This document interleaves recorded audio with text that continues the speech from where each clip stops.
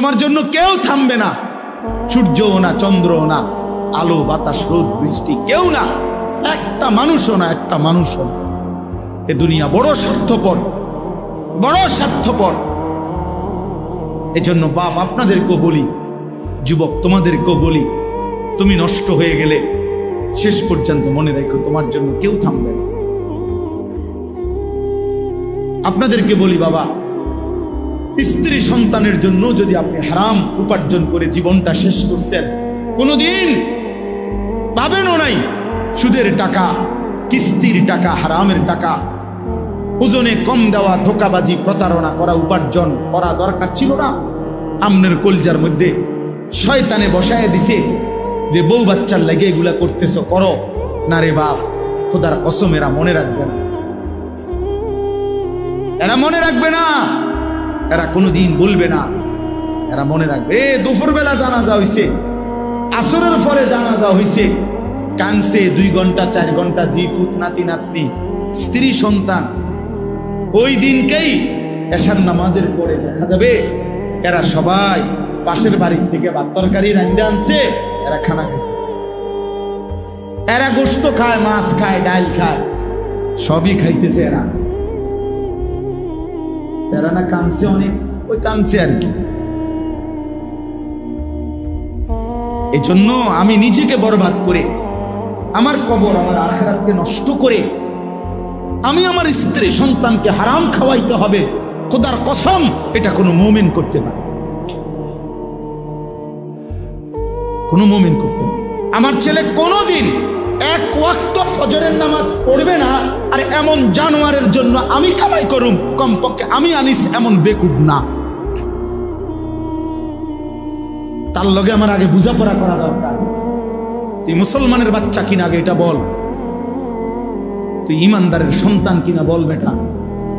যদি তুই মুসলমানের বাচ্চা হস, আমি তোর জন্য মাথার ঘাম পায়ে ফেলে কামাই করমু, আমার এই কষ্টের উপার্জনের কিনা ফ্যান, খাট, পালং, সোফা, ফার্নিচার, বাজার সদাই, আর তুই বেঈমান সারা রাত মোবাইলে নারী দেখবি, ছবি দেখবি, কোনোদিন ফজরের নামাজ পড়বি না। এমন জানোয়ারের জন্যই আমি কামাই করলাম, এমন হাইওয়ানের জন্য কামাই করতে বলছে কে? যার কপালে সেজদা নাই অত মানুষ না।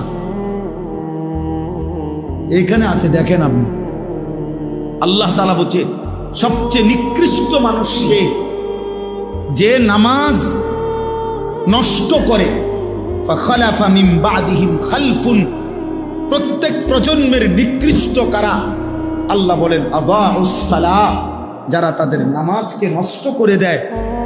এখানে তাফসীরের মধ্যে লিখছে, অর্থ হইল যারা নামাজ ছেড়ে দেয় তারা না, বরং যারা নামাজ পড়ে কিন্তু নষ্ট করে। অর্থ হইল 3টা। 1, যে ব্যক্তি নামাজ পড়ে কিন্তু সবসময় বিলম্ব করে, যথাসময়ে নামাজ পড়ে না। 2, যে নামাজ পড়ে কিন্তু নামাজের ফরজ ওয়াজিব, রুকু, সেজদা, তাসবিহ এগুলো ঠিক মতো আদায় করে না। 3, যে নামাজ পড়ে কিন্তু নিয়মিত জামাত ত্যাগ করে, মানে নামাজের জামাতে পড়ে না। এই ব্যক্তিকে বলা হয়েছে সে নামাজ নষ্ট করে, সে নিকৃষ্ট মানুষ। তাইলে যে নামাজই পড়ে না সে কি? সে কোনো আইটেমের মধ্যেই নেই। না না, হে কোনো আইটেম নাই, হয় কোনো কি প্রকারের মধ্যেই নাই, ওর আলাদা কোনো প্রকারে নাই। বেনামাজির কোনো পরিচয়ই নাই, বেনামাজি কোনো মানুষের কাতারে না, বেনামাজি কোনো ইনসানে না। বেনামাজি কাল আনআম, চতুষ্প জন্তুর মতো, অথবা তার চাইতে নিকৃষ্ট। উপরে উঠার কোনো সুযোগ নেই, গরুর চাইতে উপরে যাইতে পারবে না সে, ছাগলের চাইতে উপরে কোনো মর্যাদা তার নাই, কুকুর বিড়ালের চাইতে বড় কোনো মর্যাদা তার নাই। আর যদি বেশি নামাইতে হয় তা এর চাইতে নামাইতে হবে, উপরের দিকে যাই। হ্যাঁ হ্যাঁ, এই জন্য বাপ তোমরা ছেলেরা আলাদাভাবে তোমরাও ভাবা দরকার। আর অভিভাবক যে কয়জন আছেন সামনে, আপনাদেরও ভাবা দরকার আপনার জীবনের উপার্জন কি। ভাত মিললে মিলবে, পানি মিললে মিলবে, সেটা আপনার মর্জি, দিলে দিবেন, না দিলে না দিবেন, খাওয়াইলে খাওয়াইবেন, পান করাইলে করাইবেন। তো রব্বানা লিউকিমুস সালাহ, তারা যেন নামাজ আদায় করে। নামাজ আদায় করে। এক সন্তানের জন্য বাবার প্রথম চাওয়া তার নামাজ, এক স্ত্রীর জন্য স্বামীর প্রথম চাওয়া নামাজ, এক মেয়ের জন্য বাবা মার প্রথম চাওয়া তার নামাজ, তার সিজদা, তার পর্দা, তার আখিরাত। কারণ আমরা মুসলমান, আমরা বেঈমান না, আমরা দুনিয়াদার না, আমাদের গন্তব্য আখিরাত। আজ যদি আমরা মুসলমান ভুলে যাই আখিরাত, তো আখিরাত মনে রাখবে কে? হিন্দু বৌদ্ধরা, ইহুদি খ্রিস্টানরা?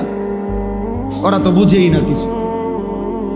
আল্লাহ তো কোরআনে বারবার বলছে ওরা বোকা, আহম্মক, লা ইয়াকিলুন, লা ইয়াফকাহুন। কোরআন সুন্নাহ বিহীন, তারা তো দলালিম মুবিন, স্পষ্ট গোমরাহ। আল্লাহ তাআলা বলছে, মুমিন, আমি তোমাকে ঈমান দিলাম, নবী রাসূল দিলাম, আমার আসমানি কিতাব দিলাম, যুগে যুগে বুঝাইবার জন্য উলামা কেরাম দিলাম, তারপরও কথা রাইলা কেন? এই কয়জন ছেলে পেলে বাবা, তোমরাই বলো ভাই, কিসের অভাবে নামাজের গুরুত্ব বুঝলা না? কি আল্লাহ চেনো নাই, না রসুলের নাম শোনো নাই, নাকি কোনো আলেমের মুখে কোনোদিন শোনো নাই, না কোরআন শরীফ কোনোদিন দেখো নাই, নাকি কোনো মসজিদ দেখো নাই জীবনে কোনোদিন, নাকি কোনো আজান শোনো নাই কোনোদিন? কিসের অভাবে হারায়া গেলা যারা নামাজ পড়ো না? বাপ, একটা যুক্তি তো থাকবে, হুজুর আমি এমন মরুভূমিতে ছিলাম যেখানে কোনো মানুষ ছিল না, যার কারণে আমি আল্লাহ চিনি নাই, আখিরাত চিনি নাই। আমি এমন পাহাড়ের গভীরে ছিলাম, আমি এমন সাগরের তলদেশে ছিলাম যেখানে কোনোদিন আজান শুনি নাই, যেখানে কোনোদিন কারো কাছ থেকে আল্লাহর পরিচয় শুনি নাই। চারিদিকে এত মসজিদ, এত মাদ্রাসা, এত উলামা, এত টুপি, এত আজান, তারপরেও তোমরা যারা বাবা দিনের পর দিন নামাজ পড়ো না, কিসের অভাব? কি যুক্তিতে আল্লাহর সাথে বোঝাপড়াটা কি হবে? রাসূলুল্লাহ সাল্লাল্লাহু আলাইহি সাল্লামের সুপারিশ কেমনে হবে? কেমনে হবে? আল্লাহর নবী সাল্লাল্লাহু আলাইহি সাল্লাম বলেন, বেঈমানের সাথে ইমানদারের চুক্তি, আল্লাহর নবী বলছে আসসালাহ, নবীজি বলছেন আল আহাদ, চুক্তি। মানে আল্লাহ তাআলার নবী বলছে, আমরা যেন বেঈমানের সাথে এই কথার ওয়াদা করে নিছি, চুক্তি করে নিছি, তুই আল্লাহকে সেজদা দিবি না, আমি ওয়াদা দিলাম, আমি তোর সাথে চুক্তি করলাম, আমি মৃত্যু পর্যন্ত আমার আল্লাহকে সেজদা। এটা হলো মুমিন আর কাফেরের চুক্তি। অর্থাৎ তুই সেজদা দিবি না, আমি দেব। আল্লাহর নবী বলছেন, ফারকু বাইনানা ওয়া বাইনাল কুফরি ওয়াশ শিরক, আমাদের ইমানদারের মাঝে আর মুশরিক কাফেরের মাঝে পার্থক্য আসসালাহ, নামাজ। নামাজ, ইমানদার সেজদা দেয়, নামাজ পড়ে, মুশরিক বেঈমান নামাজ পড়েন। নবীজি সাল্লাল্লাহু আলাইহি সাল্লাম বলেছেন, মান তারাকা সালাতাম মুতাআম্মিদান ফাকাদ কাফারা, যে ইচ্ছে করে নামাজ ছেড়ে দিল সে কুফরি করল। খোদার কসম বাপ, তো রাসূলুল্লাহ সাল্লাল্লাহু আলাইহি সাল্লামের হাদিস। তুমি যদি দুই চার শব্দ পড়ালেখা করে কিছু বুঝো, আমরা তো পড়ালেখা করছি, আমরা বেকুব দেখে নি নামাজ পড়ি, আমরা বোকা দেখে নি হালাল খাইতে চেষ্টা করি। আহম্মক না, পড়ালেখা নাই আমগো, আমার তো সার্টিফিকেট আছে অনেকটি। কয়টা সার্টিফিকেট লাগবে? হ্যাঁ, এক পলিথিন সার্টিফিকেট হইব। ওই যে সারা বাংলাদেশে ফার্স্ট হয়েছে আলহামদুলিল্লাহ, সারা বাংলাদেশে 1998 সালে সমগ্র বাংলাদেশে 1 নম্বর হয়েছে। আমার অনেক সার্টিফিকেট আছে, এটি কই আছে কইতেও পারি না, তুই রাখছি। অর্থ হইল তো বোকা না, সেজদাওয়ালা কি বোকা চাচা? ওরা কি ভাবছে, ওরা কি ভাবছে? শয়তান দুশ্মন ওদেরকে একটা চুলের মধ্যে লাগায় রাখছে, যে সারাদিন চুল ফিরাইবা এভাবে, এতে সালাম, এদের একটা কাম দিছে, শুধু চুল এটারে ফিরাইবা, চুলের উপরে 3 মাসের ডিজাইন বদলাইবা, চুলের উপরে কমপক্ষে 500 টাকা চুলের সেলুনে খরচ করবা। কারণ একেবারে স্পষ্ট কথা মনে রাখবেন, ছেলে বাবা মনে রাখো, চুলের উপরে ব্যস্ত থাকা, চুল নিয়ে, চুলের সৌন্দর্য, চুলের মধ্যে রূপচর্চা, চুল নিয়ে ব্যস্ত থাকা, এটা নারীর স্বভাব।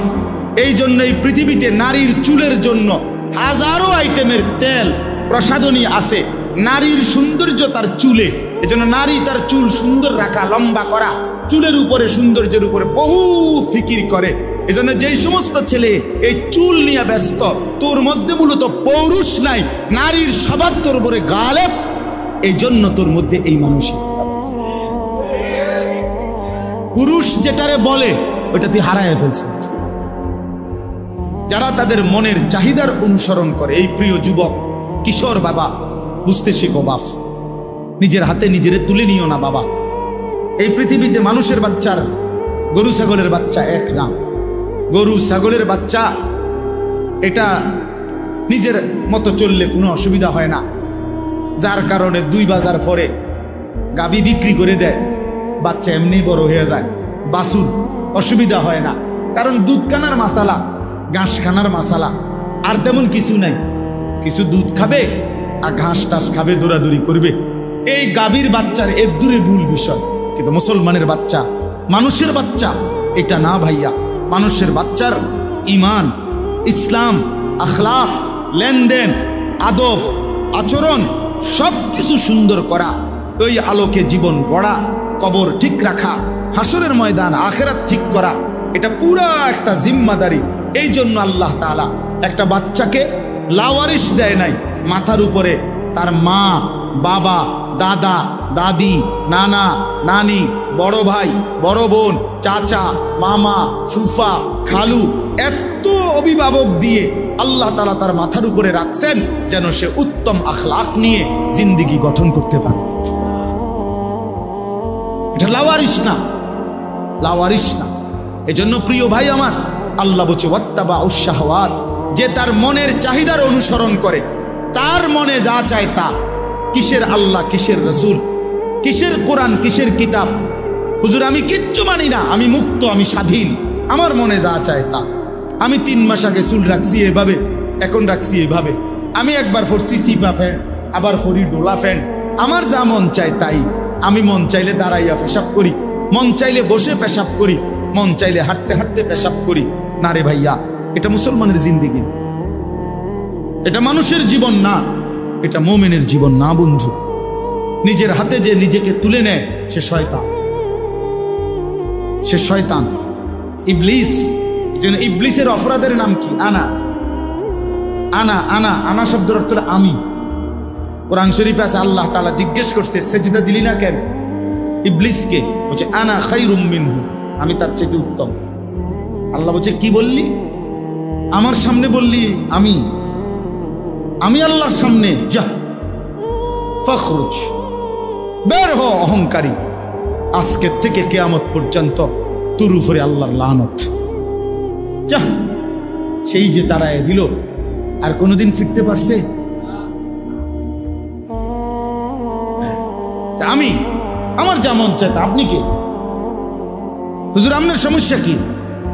আমি তো অনেক সময় বলি, অনেক ছেলেপেলে আছে না এমন, তারা একটু ভালো কথা বললে হ্যাঁ আপনার সমস্যা কি? তারা আরে বেটা বেউকুফ, আমার কি সমস্যা? তোরে না সমস্যা বেটা, আমার সমস্যার জন্য তো আমি বলছি না, তোর সমস্যা। তোর এই নারী ছবি, অশ্লীল দৃশ্য, বেনামাজি জিন্দেগি, ফজরের নামাজ না পড়া এই জীবন তোমারে জাহান্নামের আগুনে ফেলে দিবে। আমি তোমারে মায়া কইরা ধাউ ধাউ আগুন থেকে বাঁচাইতে চাই, এই জন্য ডাকছি। তোমার সমস্যা আমার হবে কেন? সমস্যা তোমার। নবীজি সাল্লাল্লাহু আলাইহি সাল্লামের হাদিসে আছে, নবীজি বলছে আমি চেয়েছি আমার একটা একটা উম্মত কোমরে জড়াইয়া ধরে হলেও জাহান্নামের আগুন থেকে বাঁচাইতে। সর্বশেষ কথা, ফাসাউফা ইয়ালকাউনা গাইয়া, আল্লাহ বলে এই 2টি মন্দ অভ্যাস যারা তাদের নামাজ নষ্ট করে, মনের ইচ্ছা মতো চলে, তারা নিকৃষ্ট প্রজন্ম, মন্দ উত্তরসূরি। আমি আল্লাহ তাদেরকে জাহান্নামের সবচেয়ে নিকৃষ্ট গর্ত গাই, এই গাই নামক গর্তের মধ্যে ছুঁড়ে মারে। পুরা জাহান্নামের মধ্যে সবচেয়ে নিকৃষ্ট একটি আযাবে, সবচেয়ে ভয়ঙ্কর একটা গর্তের নাম হলো গাই। তাফসীরে আছে।